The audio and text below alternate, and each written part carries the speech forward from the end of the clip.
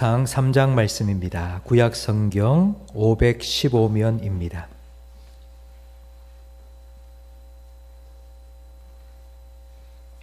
열왕기상 3장 16절부터 28절까지 한 절씩 교독하겠습니다.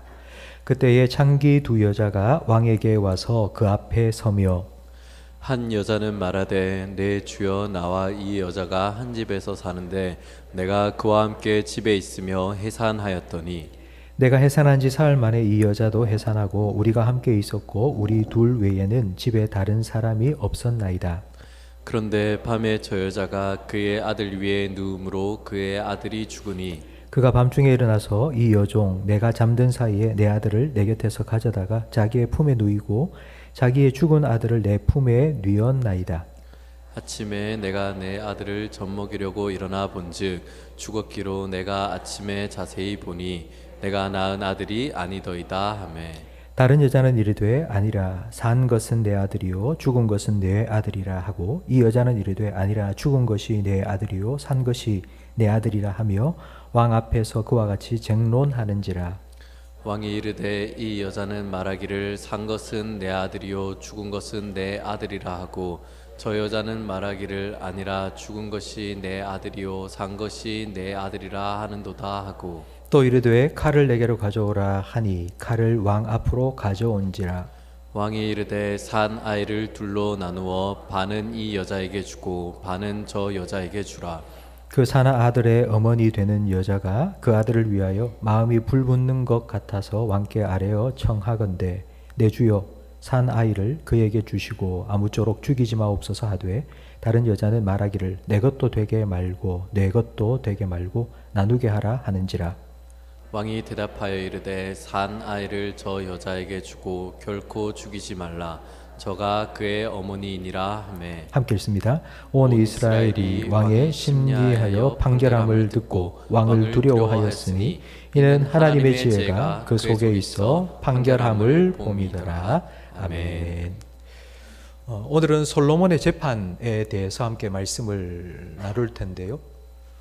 이 솔로몬의 재판은 다윗과 골리앗 이야기만큼이나 유명한 성경 말씀입니다. 그래서 교회를 다니지 않는 사람들도 다윗과 골리앗 이야기만큼이나 이 솔로몬의 재판 이야기를 잘 알고 있습니다. 근데 이 솔로몬 재판은 앞에 우리가 지난 시간에 살펴보았던 솔로몬의 일천번제와 아주 밀접하게 연관이 되어 있습니다. 그래서 지난 시간에 우리가 함께 보았던 솔로몬의 일천번제를 잠깐만 복습을 하고 오늘 말씀을 보도록 하겠습니다. 여러분, 일천번제는 횟수일까요? 개수일까요? 일천번제는 1000번 제사를 드린 걸까요? 아니면 1000마리의 제물을 드린 걸까요? 예, 성경 원문에는 1000마리의 제물이라고 나와 있습니다. 열왕기상 3장 3절 말씀을 화면을 보면서 함께 읽겠습니다. 솔로몬이 여호와를 사랑하고 그의 아버지 다윗의 법도를 행하였으나 산당에서 제사하며 분향하더라. 이에 왕이 제사하러 기브온으로 가니 거기는 산당이 큼이라. 솔로몬이 그 제단에 1000번제를 드렸더니. 열왕기상 3장 15절 말씀에 보면 예루살렘 언약궤 앞에서 솔로몬이 하나님께 제사를 드렸습니다. 예루살렘에서도 충분히 하나님을 제사할 수 있습니다. 그런데도 왜 기브온 산당에서 제사를 드렸는가 하면 1000마리의 제물을 잡아서 드리기에는 예루살렘은 아주 좁았습니다. 그래서 넓고 큰 기브온 산당에 가서 제사를 드렸는데 금방 읽은 3장 3절 말씀처럼 이 기브온 산당에서 제사를 드린 이 행위는 성경이 별로 좋지 않게 평가를 하고 있습니다. 솔로몬이 하나님을 사랑하고 다윗의 법도를 따랐지만 그러나 산당에서 제사를 하였다. 뭔가 좀 부정적인 뉘앙스를 비치고 있습니다. 1000번제를 마친 후에 하나님께서 솔로몬에게 찾아오셔서 네가 원하는 게 뭐냐? 다 줄게. 그래서 솔로몬이 지혜를 주십시오 라고 구했다고 알고 있는데 그렇지 않습니다. 지금 하나님과 솔로몬의 대화는 현실이 아니라 꿈입니다. 꿈 속에서 하나님께서 솔로몬에게 찾아와 주셨고 꿈속에서 솔로몬이 하나님께 지혜를 구하였습니다. 성경에 나오는 꿈은 실제로 그 사람이 많이 생각하고 있던 게 현실 꿈으로 나타났다 이런 게 아닙니다. 그건 우리가 꾸는 꿈이고요. 성경에 나오는 꿈, 그 대표적인 게 요셉의 꿈이죠. 그 성경에 나오는 꿈은 하나님께서 앞으로 장차 어떤 일을 이루실지 하나님의 뜻과 계획을 미리 보여주시기 위해서 이제 꿈을 꾸게 하시는 하나님의 도구입니다. 하나님께서 솔로몬에게 꿈을 꾸게 하셨습니다. 왜냐하면 꿈을 통해서 하나님께서 원하시는 것이 무엇이고 솔로몬이 무엇을 구해야 하는지를 가르쳐 주시기 위해서입니다. 솔로몬은 3장 1절 말씀에 보면 애굽왕 바로의 딸과 결혼했습니다. 애굽은 그 당시에 강대국이었습니다. 강대국 바로의 딸과 결혼한 것은 자기의 권력을 유지하는 데는 도움이 될지 몰라도 하나님께서는 절대로 이방 여인과 결혼하지 말라고 분명히 말씀하신 겁니다. 하나님의 뜻을 어긴 것입니다. 그래서 하나님께서는 야, 네가 왕이 되어서 왕으로서 잘 다스리기 위해서 바로의 딸과 결혼하는 거 그거 말고 진짜 네가 구해야 할 건 내가 너에게 주는 지혜다. 하나님께서 꿈에서 이걸 가르쳐 주신 겁니다. 솔로몬이 그걸 원하고 바라고 그래서 그런 꿈을 꾼 게 아니고요. 솔로몬이 하는 걸 보니 하나님 보시기에 너무 답답해서 제발 좀 이거 지혜 좀 구하라고 꿈을 꾸게 하신 겁니다. 우리 3장 15절과 오늘 본문 16절 말씀을 함께 읽겠습니다. 솔로몬이 깨어보니 꿈이더라. 이에 예루살렘에 이르러 여호와의 언약궤 앞에 서서 번제와 감사의 제물을 드리고 모든 신하들을 위하여 잔치하였더라. 그때에 창기 두 여자가 왕에게 와서 그 앞에 서며 두 명의 창녀가 바로 그때에 이제 꿈을 깨고 하나님께서 원하는 게 무엇인지 깨닫고 기브온 산당을 떠나서 예루살렘 언약궤 앞에서 하나님께 제사를 드리고 그리고 신하들과 함께 잔치를 벌이는 그때에 창녀 두 명이 한 아기를 데리고 왔습니다. 그리고는 두 여자가 서로 이건 내 아들이라고 주장합니다. 지금부터 3000년 전 친자 소송 사건이 일어난 것입니다. 요즘처럼 DNA 이 조사가 되면 얼마나 좋겠습니까? 머리카락 뽑고 칫솔 가져가고 그래서 검사를 딱 하면은 명확하게 드러날 텐데 한 이틀인 정도면 그럴 수도 없고요. 여러분, 오늘 본문 말씀 속에서 창녀 두 사람의 이 사건을 솔로몬 왕이 재판을 한다는 것에 주목해야 됩니다. 우리는 이 말씀을 읽으면서 왕이 창녀 두 사람의 소송까지도 다 해준다. 여러분, 그러면 솔로몬 왕은 나라 일을 보살필 수가 없습니다. 사람이 한두 명입니까? 와가지고 내 문제 좀 해결해 달라고, 내 것 좀 해결해 달라고 다 찾아오면 그거 어떻게 하겠습니까? 그러면 창녀 두 명의 이 사건을 솔로몬이 재판하게 된 이유가 무엇일까요? 하나님께서는 출애굽 때부터 이스라엘 백성들의 송사를 담당할 천부장, 백부장, 50부장, 10부장을 세우라고 명령하셨습니다. 그래서 10명 안에서 똑똑한 사람, 또 50명 안에서 그보다 더 똑똑한 사람, 100명 중에서 송사를 담당할 수 있는 사람, 1000명 중에서 천부장. 그래서 10부장에게 가서 안 되면 50부장에게 가고 100부장에게 가고 1000부장에게 가고 이렇게 재판을 해야 되는데 아무도 이 두 창녀의 문제를 해결할 수가 없었습니다. 그래서 솔로몬 왕까지 이 문제가 올라온 것입니다. 그 누구도 풀지 못한 어려운 문제였고 그래서 아마 이스라엘 백성 가운데는 큰 이슈가 되었을 겁니다. 이 재판은 솔로몬에게 아주 중요한 사건입니다. 아무도 풀지 못한 이 문제를 솔로몬이 풀었다. 그러면 와, 우리 왕은 진짜 지혜로운 왕이야. 소문이 쫙 퍼질 거고요. 풀지 못한다면 에휴, 다윗의 아들로 태어나가지고 왕이 됐지 뭐 그저 그렇지 뭐 아마 이런 소문이 날 겁니다. 두 여자의 사연을 다 들은 솔로몬은 이제 판결을 내립니다. 칼을 가져와라. 그리고 그 칼로 아이를 반 쪼개라. 그리고 똑같이 반반 나눠줘라. 아마 요즘 이런 판결을 내렸다? 그러면 나라가 발칵 뒤집힐 겁니다. 저놈 당장 탄핵시키라고. 저런 놈이 어디냐고. 아마 완전 나라가 데모하고 난리가 났을 텐데요. 솔로몬 때는 뭐 그렇지는 않았을 겁니다. 왕의 권력이 있으니까요. 근데 왜 솔로몬이 이런 끔찍한 판결을 내렸을까요? 자기가 내린 판결을 듣고 두 여자가 어떤 반응을 보일지를 알아보기 위해서입니다.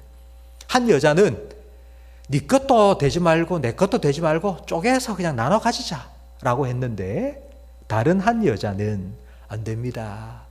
아이를 쪼개지 마세요. 그냥 저 여자에게 주세요. 그러자 솔로몬이 아이를 쪼개지 말라고 한 저 여자가 진짜 엄마다. 그리고 그 엄마에게, 친엄마에게 아기를 돌려주었습니다. 여러분, 이 솔로몬의 재판이 성경에 기록된 이유가 뭘까요? 이 솔로몬의 재판이 이 성경에 기록되어 있는 이유가 무엇일까요? 솔로몬이 하나님 주신 지혜를 받아서 아주 똑똑한 사람이다, 지혜로운 왕이다, 이걸 증명하기 위해서 솔로몬의 재판 기록이 남아있는 걸까요? 그렇다면 오늘 우리에게 이 말씀은 어떤 의미가 있습니까? 우리도 솔로몬처럼 이렇게 어려운 문제를 잘 해결하기 위해서 지혜가 필요하다, 뭐 이런 걸 말하기 위해서일까요? 과연 오늘 이 말씀이, 솔로몬의 재판이 우리에게 어떤 의미가 있고 우리는 이 말씀을 통하여 어떤 교훈을 받아야 되는지 함께 생각해 보겠는데요. 솔로몬이 꿈에서 하나님께 구한 것이, 하나님 이거 주세요 라고 솔로몬이 하나님께 구한 것이 정확하게 무엇인지부터 재확인을 해야 합니다.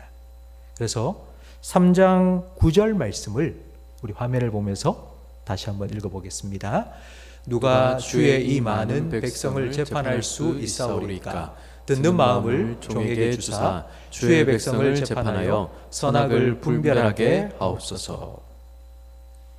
하나님께서 솔로몬에게 주신 것, 꿈에서 솔로몬이 하나님께 구한 것이 바로 선악을 분별할 수 있는 능력입니다. 바로 이 분별력 때문에 솔로몬은 재판을 잘 마쳤습니다. 네, 여러분, 제가 질문을 하나 드리겠습니다. 여러분, 여기에 뭔가가 있는데요. 제가 이걸 보여드리면서 여러분에게 이게 좋은 것입니까? 나쁜 것입니까? 라고 물으면 여러분은 이거 쉽게 좋은 것, 나쁜 것 분별할 수 있겠습니까? 아니면 어떤 사람이 어떤 행동을 했습니다. 어떤 사람이 도둑질을 했습니다. 어떤 사람이 살인을 했습니다. 여러분, 그런 행동을 보면서 저 행동이 선한 것이다, 악한 것이다 라고 여러분 분별할 수 있습니까? 못합니까? 여러분, 선한 것과 악한 것을 구분하는 건 그렇게 별로 어렵지 않습니다. 선악의 분별은 지혜가 없어도 할 수 있습니다. 선악을 분별하는 건 지혜가 없어도 양심으로 할 수 있기 때문입니다. 로마서 2장 14절 말씀을 함께 읽어보겠습니다. 율법이 없는 이방인이 본성으로 율법의 일을 행할 때에는 이 사람은 율법이 없어도 자기가 자기에게 율법이 되나니 이런 이들은 그 양심이 증거가 되어 그 생각들이 서로 혹은 고발하며 혹은 변명하여 그 마음에 새긴 율법의 행위를 나타내느니라. 하나님을 믿지 않는 사람이라 할지라도 양심이 있어서 그 양심의 근거에서 이게 좋은 건지 나쁜 건지 선한 건지 악한 것인지 알 수 있다는 겁니다. 양심이라는 건 하나님께서 사람을 창조하실 때 하나님의 형상대로 만드셨는데 사람이 죄를 지음으로 그 형상이 깨어졌습니다. 그런데 와장창 깨어졌지만 그 깨어진 조각 파편이 사람의 마음속에 조금 남아있는 게 바로 양심입니다. 그래서 그 양심은 하나님을 믿지 않는 사람이라 할지라도 옳고 그름을 잘 분별할 수 있도록 도와줍니다. 그러면 믿지 않는 사람과 우리는 어떤 차이가 있는 걸까요? 세상에 안 믿는 사람들이 다 양심이 있다는데 우리 예수 믿는 사람은 신앙이 우리의 양심을 더 깨끗하게 만들어 줍니다. 여러분 잘 들으세요. 안 믿는 사람과 믿는 사람이 똑같이 양심이 있지만 예수 믿는 사람의 양심이 다른 건 하나님을 믿는 믿음이 그 양심을 더 깨끗하게 만들어 줍니다.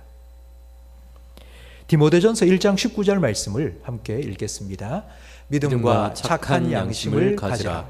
어떤 이들은 이 양심을 버렸고 그 믿음에 관하여는 파선하였느니라. 믿음이라는 건 객관적인 진리입니다.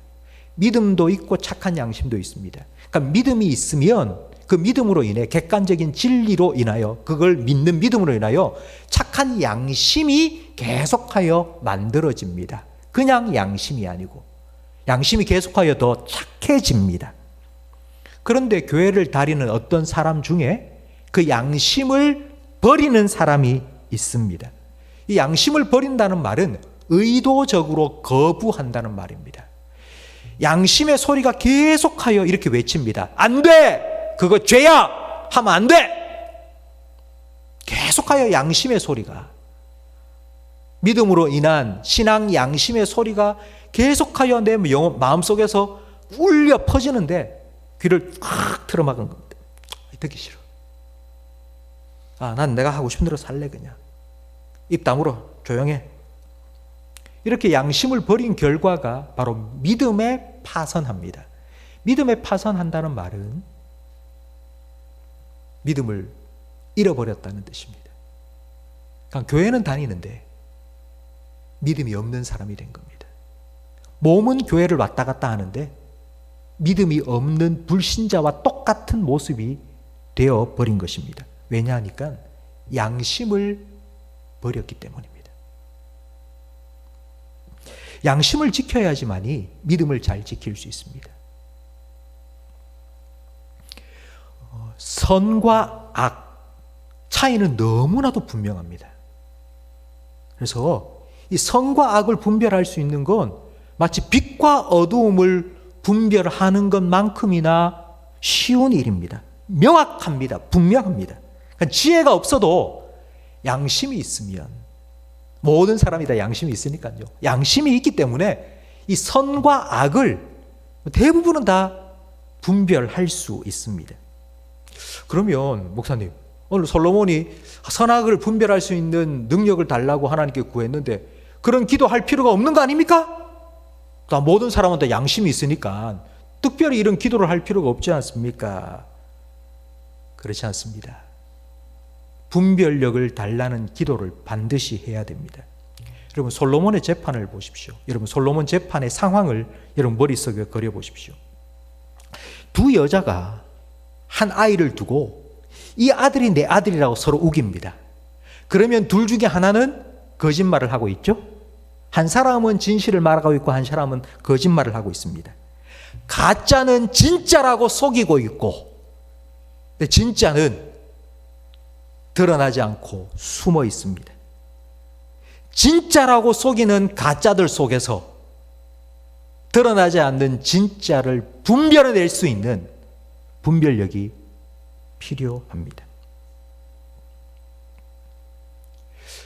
왜 우리가 살아가는 이 세상에 이런 가짜들이 많은 걸까요? 왜 이런 가짜, 거짓이 많아지게 된 걸까요? 마태복음 13장에 보면 예수님께서 천국 비유를 들려주셨습니다. 그 천국 비유 중에 하나가 가라지 비유입니다. 가라지 비유 중에 다 읽을 수는 없고요. 우리가 몇 절만 읽어보겠는데요. 13장 27절 말씀을 함께 읽어보겠습니다. 종들이 와서 말하되 주여 밭에 좋은 씨를 뿌리지 아니하였나이까? 그런데 가라지가 어디서 생겼나이까? 주인이 이르되 원수가 이렇게 하였구나. 종들이 말하되 그러면 우리가 가서 이것을 뽑기를 원하시나이까? 주인이 이르되 가만두라. 가라지를 뽑다가 곡식까지 뽑을까 염려하노라. 우리가 사는 이 세상에 가라지가 많습니다. 하나님께서는 좋은 씨를 뿌리셨습니다. 하지만 마귀는 가라지를 뿌렸습니다. 그럼 마귀가 하는 일이 바로 이 거짓을 심는 겁니다. 고린도후서 11장 14절 말씀을 우리 함께 읽어볼까요? 사탄도 자기를 광명의 천사로 가장하나니 그러므로 사탄의 일꾼들도 자기를 의의 일꾼으로 가장하는 것이 또한 대단한 일이 아니니라. 마귀가 사람의 양심에 가라지를 심어 놓았는데요, 그 가라지가 심겨서 계속하여 자라난 사람들이 거짓의 사람이 된 거예요. 사탄의 일꾼이 된 거예요. 그런 사람들이 우리 주변에서 계속하여서 거짓말을 하고 거짓 뉴스를 퍼뜨리고 거짓말을 계속 해대고 있는 겁니다. 이게 우리가 살아가는 이 세상의 모습입니다. 여러분, 솔로몬의 재판을 보십시오. 한 여자는 분명히 거짓말을 하고 있습니다. 그런데 누가 거짓말을 하고 참말을 하는지 이걸 가려내야 되는 거예요. 분별을 해야 되는 겁니다. 오늘날 우리 시대가 이 솔로몬의 재판 상황과 참 비슷합니다. 진짜와 가짜가 뒤섞여 있는, 진짜와 가짜가 한데 뒤섞여서 진리와 거짓이 공존하고 있는 시대를 우리는 살아가고 있습니다. 오늘날 우리가 살아가는 이 시대를 정보의 홍수 시대라고 하죠. 수많은 정보가 쏟아지고 있습니다. 근데 얼마나 많은 정보가 쏟아지는지요? 몰라도 되는 거, 모르면 더 좋을 거, 그런 정보들까지도 막 계속 쏟아지는 거예요. 안 알아도 되는 걸, 그것까지 다 알아버리게 된 겁니다. 그러니 옛날에는 아는 게 힘이다라는 말을 했죠. 근데 요즘은 아는 게 병입니다. 그냥 모르면 그냥 넘어가면 되는데 그 시시콜콜한 것까지 다 알고, 그런 이 정보의 홍수 시대 속에 마귀는 가라지를 계속하여 덧뿌리고 있습니다. 아주 교묘하게 가짜와 거짓을 뒤섞여 놓고 있습니다. 여러분, 가라지가 딱 심겨지면요, 이 좋은 씨가 자라기 전에 가라지부터 확 자랍니다. 그래서 햇빛을 다 가립니다. 그러면 양심이 어두워집니다. 선악을 분별하는 양심이 둔해집니다. 그 분별력을 잃어버립니다.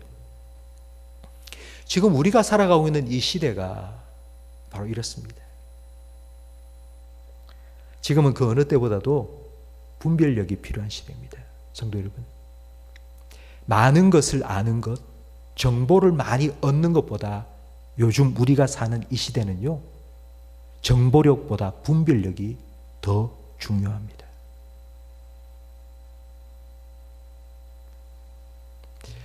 다니엘 12장 말씀에 보면 마지막 때에는 사람들이 왕래하며 지식이 더하여 갈 것이라고 했습니다. 근데 그런 지식이 더하여 가는 그 세상 속에 많은 사람을 옳은 대로 이끄는 사람이 하늘의 별과 같이 빛날 것이라고 했습니다. 수많은 지식을 가지고 사람들에게 이게 옳다, 저게 옳다, 이게 맞다 라고 말하는 사람이 하늘의 별처럼 빛나는 사람이 아니고요, 바른 대로, 옳은 대로 이끌어가는 그 사람이 하늘의 별과 같이 빛나는 사람입니다. 분별력이 있는 사람입니다.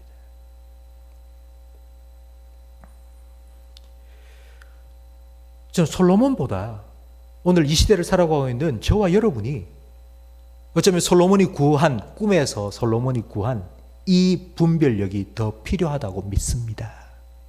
솔로몬보다도 지금 이 시대를 살아가는 저와 여러분이 더 분별력이 필요합니다.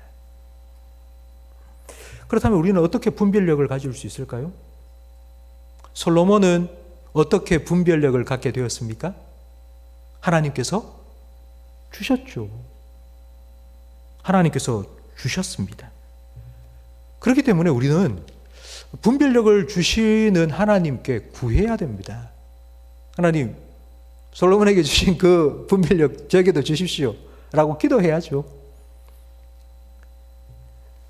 아들이 빵을 달라 하는데 돌을 줄 아버지가 어디 있고, 아들이 생선을 달라 하는데 뱀을 줄 아버지가 어디 있느냐. 너희 하늘 아버지께서는 구하는 자에게 무엇을 주신다고요? 좋은 것 주신다고. 그 좋은 것이 무엇이라고요? 성령이라고요. 솔로몬은 하나님께서 주신 이 분별력을 가지고 재판을 잘 마쳤습니다. 그리고는 솔로몬의 지혜가 세상에 이 명성을 떨쳤죠. 근데 솔로몬의 일생 평생 계속하여 이 분별력을 가지고 백성들을 잘 다스렸으면 좋겠는데 문제는 이 분별력이 지속되지 못했습니다. 하나님께서 주신 이 지혜, 이 분별력을 솔로몬은 얼마 가지 못해서 잃어버렸습니다. 도대체 왜 그렇게 되었을까요? 왜 솔로몬은 하나님께서 주신 그 지혜를, 분별력을 끝까지 잘 사용해서 끝까지 좋은 왕이 되었으면 좋았겠는데 왜 솔로몬은 실패했을까요? 그 이유가 무엇인지 우리 다시 처음으로 돌아가서 우리 3장 9절 말씀을 다시 한번 솔로몬이 실패한 이유가 무엇 때문인지를 생각하면서 함께 읽어보겠습니다. 누가 주의 이 많은 백성을 재판할 수 있사오리까?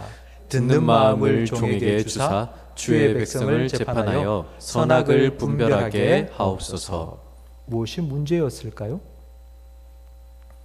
지혜라 하면은 세상에 둘째가라면 서러워할 솔로몬인데 도대체 무엇 때문에 지혜가 점점 사라졌을까요? 분별력을 잃어버렸을까요? 어떤 가라지가 그의 마음속에 자라난 걸까요? 그 지혜로 부귀영화를 누리게 된 겁니다. 그래서 육신의 쾌락과 정욕을 쫓아 살기 시작했습니다. 하나님의 말씀을 들어야 할 귀가 막혀버리고 백성들의 소리를 들어야 할 귀가 막혀버리고 이방 여인들의 소리에 귀를 열기 시작한 것입니다.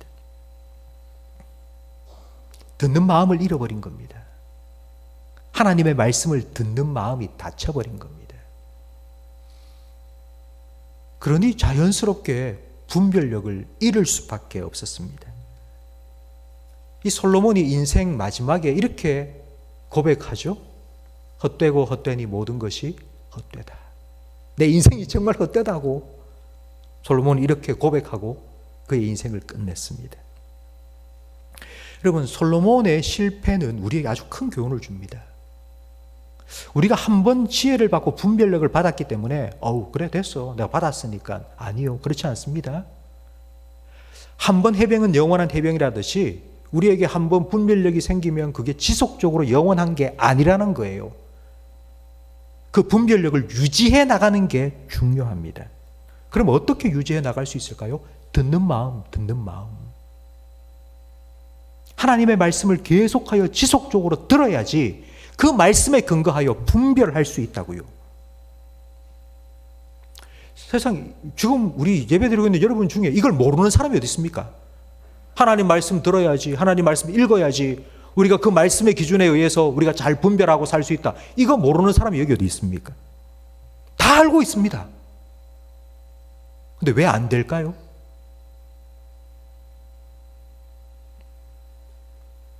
하나님의 말씀을 듣는 것보다 당장 눈앞에 닥친 문제를 해결하는 게 더 급하게 여겨지기 때문입니다. 지금 내 문제, 내 상황, 이거에 빨리빨리 해결돼야 되니까 어떻게 하지? 방법을 찾고 도와줄 사람을 찾고 하나님의 말씀을 듣는 게 힘들다고 느껴지고 빨리 문제를 해결하기 위해서는 이 사람 찾아가고 이 사람의 얘기를 듣고 이 사람의 조언을 듣고 그렇게 하면 빨리 해결될 거라고 생각을 하기 때문입니다. 여러분 혹시 이런 고민 해보셨습니까? 요즘 대구에 집값이 자꾸 떨어진다 하는데 아이고 이걸 집을 팔아야 되나 아니면 계속 붙잡고 있어야 되나? 그럼 어떻게 하면 좋을까요? 팔아야 됩니까? 말아야 됩니까? 그럼 하나님께서 어떤 응답을 주시기를 여러분 원하십니까? 병원에 갔더니만 안에 뭐가 있다고 수술을 하자입니다. 약물 치료를 하는 게 좋겠습니까? 아니면 수술을 하는 게 좋겠습니까?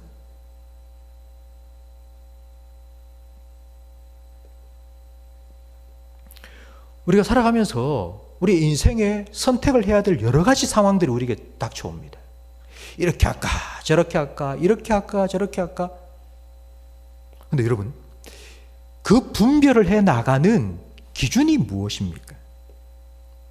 내가 이렇게 하고 싶다 저렇게 하고 싶다라고 결정하는 여러분 기준이 무엇입니까? 여러분 왜 그런 생각을 하게 된 겁니까?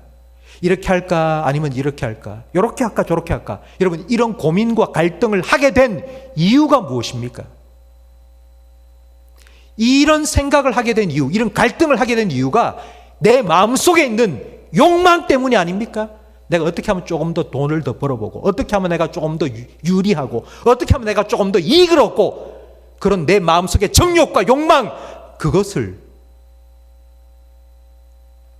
더 구하기 위해서 이런 생각을 한 것이 아닌지 분별을 해야죠. 이런 고민과 갈등이 내 욕망으로부터 시작된 것이 아닌지를 분별을 해야죠. 세상 사람들이 하는 말이 계속 들리는 거예요. 아, 이래 해라 저래 해라, 이렇게 해야 된다 저렇게 해야 된다, 이렇게 살아야 된다 저렇게 살아야 된다, 지금은 이럴 때다 저런 때다, 여기 투자해야 된다 뭐 해야 된다. 여러분 이런 소리를 하도 많이 들으니까 그래야 될 것 같은데, 지금 내가 이러고 있어는 안 될 것 같은데. 분별하시라고요. 분별. 개인의 욕망과 세상의 풍조에 휩쓸려 떠내려가지 말고 하나님께서 뭘 하는지, 하나님께서 뭐라고 말씀하시는지 분별을 하라고요. 그러면 하나님 말씀을 들어야 될 거 아닙니까? 계속하여 마귀는 가라지를 덧뿌리고 있는데 사람들의 소리와 내 개인의 욕망을 가라지는 계속하여 거짓말로 계속하여 우리 마음속에 분별력을 어둡게 만들고 있는데, 그렇게 마귀가 덧뿌린 가라지로 인해서 우리 마음속에는 뭔가 계속한 이 불안, 걱정, 염려 이 떠나지 않는 거예요. 계속 마음이 어두워져 있어서. 그렇기 때문에 성경은 우리에게 이렇게 말씀합니다. 하나님의 뜻을 분별하라고. 로마서 12장 2절 말씀을 함께 읽겠습니다. 너희는 이 세대를 본받지 말고 오직 마음을 새롭게 함으로 변화를 받아 하나님의 선하시고 기뻐하시고 온전하신 뜻이 무엇인지 분별하도록 하라. 여러분, 마음을 새롭게 함으로 변화를 받아서요, 세상을 본받지 말고요, 하나님의 선하시고 기뻐하시고 온전한 뜻이 무엇인지를 분별을 해야지 됩니다. 그래야지 우리가 로마서 12장 1절 말씀에 나온 것처럼 우리의 몸을, 우리의 삶을 하나님이 기뻐하시는 거룩한 산 제물로 드릴 수 있습니다. 이게 하나님께서 기뻐 받으시는 성도의 삶이라고요. 이런 삶을 살도록 분별하라고 우리에게 말씀하고 있습니다. 성도 여러분, 하나님께서 솔로몬에게 분별력을 주신 것처럼 저와 여러분에게도 하나님께서 이 분별력을 주셨습니다. 이미 주셨습니다. 그걸 목사님 어떻게 우리가 압니까? 라고 하실 분이 혹시 계실 수 있는데요. 요한복음 14장 26절 말씀을 함께 읽어보겠습니다. 보혜사 곧 아버지께서 내 이름으로 보내실 성령, 그가 너희에게 모든 것을 가르치고 내가 너희에게 말한 모든 것을 생각나게 하리라. 성도 여러분, 여러분 예수님 믿으시죠? 예수님 믿는 사람에게는 선물을 주십니다. 그 선물이 무엇입니까? 성령님이십니다. 성령님을 왜 우리에게 주셨을까요? 성령님은 하나님의 영입니다. 왜 하나님께서 하나님의 영을 우리에게 주셨을까요? 성령은 하나님의 깊은 것까지 통달하시는 분이십니다. 그 성령님을 우리 마음속에 보내주신 이유는 하나님의 마음을 알라고, 하나님의 뜻을 알라고, 그래서 성령을 보내주신 겁니다. 여러분은 이미 하나님의 뜻을 분별할 수 있는, 하나님의 뜻을 분별할 수 있도록 도우시는 보혜사 성령님이 여러분과 함께 계십니다. 그 성령님께서 무엇을 하는지 고린도전서 2장 13절 말씀을 함께 읽겠습니다. 우리가 이것을 말하거니와 사람의 지혜가 가르친 말로 아니하고 오직 성령께서 가르치신 것으로 하니 영적인 일은 영적인 것으로 분별하느니라. 육에 속한 사람은 하나님의 성령의 일들을 받지 아니하나니 이는 그것들이 그에게는 어리석게 보임이요 또 그는 그것들을 알 수도 없나니 그러한 일은 영적으로 분별되기 때문이라. 아멘.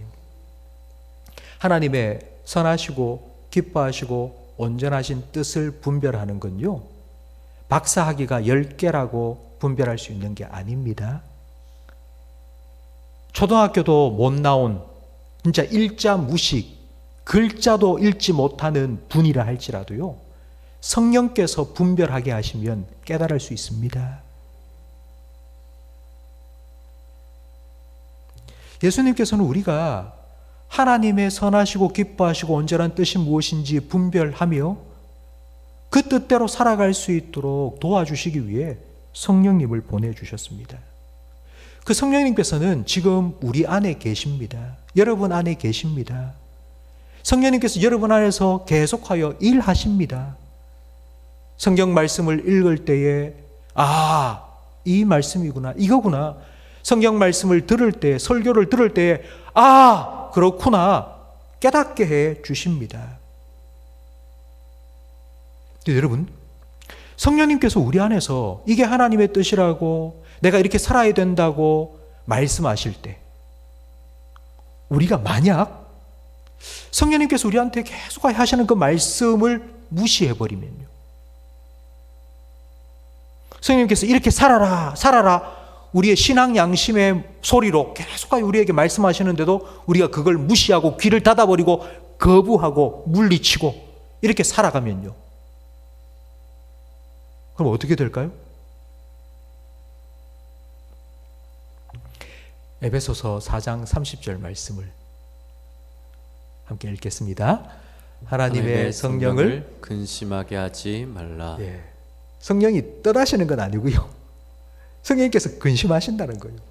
우리 안에서 활발하게 일하셔야 될 하나님의 뜻을 우리가 살아가는 매 순간순간마다 깨닫게 해주시고 그 뜻대로 살아가도록 도와주시는 성령님께서 우리 안에서 활발하게 일하셔야 되는데, 성령님께서 어떻게 하고 계시냐면, 이러면 안 되는데, 이 사람 이래 살면 안 되는데 왜 자꾸 이러지? 답답해라. 성령께서 근심하신다는 거예요.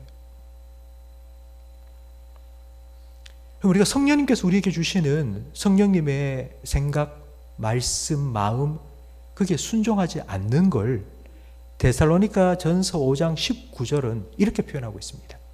같이 읽어보겠습니다. 성령을 소멸하지 말라.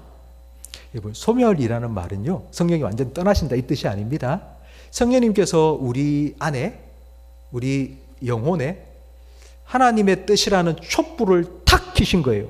이제 그 불이 확 타올라야 되는데 그걸 어떻게 한다고요? 불을 끄는 거예요. 성령님께서 야, 너 이렇게 해라, 그런 마음을 싹 주실 때에 어떻게 하느냐? 또 불을 끄는 거예요. 계속 우리 마음속에서 이게 좀 활활 타올라야 되는데, 그걸 계속 소멸하는 거예요. 꺼버리는 거예요. 불을 켜면 끄고, 이런 삶은 하나님께서 기뻐하시는 삶이 아닙니다. 성령님께서는 거룩한 영이십니다. 성령님께서는 거룩한 영이기 때문에 거룩한 우리의 마음 속에서 더 활발하게 일하십니다. 그렇기 때문에 우리는 거룩한 삶을 살아야 되겠죠. 그 거룩한 삶을 살 수 있도록 하나님의 선하시고 기뻐하시고 온전한 뜻이 무엇인지 우리에게 가르쳐 주시고요.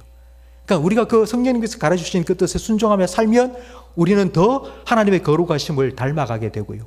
그러면 성령님께서, 거룩한 영이신 성령님께서 우리 안에서 더 활발하게 일하시고요. 그러면서 우리는 더 거룩해지고요. 그러면서 우리는 더 성령께서 활발하게 우리 가운데 일어나시고요. 여러분, 신앙생활이 이런 겁니다. 만약 이런 선순환이 일어나지 않으면 어떻게 되느냐면 성령께서 자꾸 근심하시는 거예요.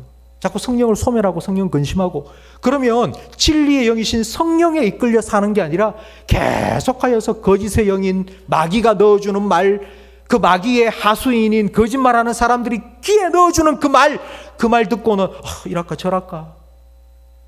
그러니까 너무 힘든 거예요, 이게.